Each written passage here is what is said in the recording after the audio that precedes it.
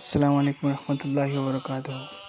আজি আপোনালোকক দেখুৱাবলৈ ওলাইছোঁ পবিত্ৰ মক্কাৰ কবৰস্থান জান্নাতুল মালাৰ কিছু দৃশ্য আৰু ক'বলৈ ওলাইছোঁ কিছু কথা।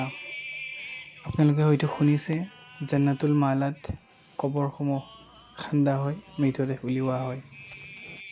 আচলতে কবৰ খান্দা হয়, কিন্তু তাৰ পৰা মৃতদেহ উলিওৱা নহয়।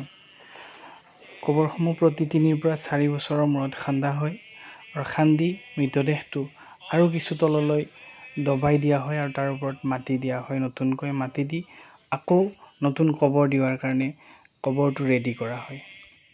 আৰু সেইবাবে বৰ্তমান যিমানবোৰ কবৰ আপোনালোকে দেখিবলৈ পাব প্ৰায়ভাগেই পকী কবৰ, যাতে পিছৰবাৰ খুন্দাৰ কাৰণে সহজ হয়।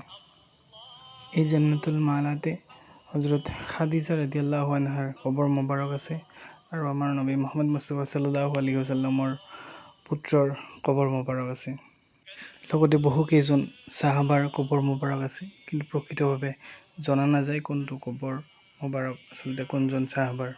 আৰু তেওঁলোকৰ কবৰসমূহ যি ঠাইত আছে সেই ঠাইখিনি বেৰি থোৱা আছে আৰু সাধাৰণ মানুহক তাতে কবৰ দিয়া নহয়।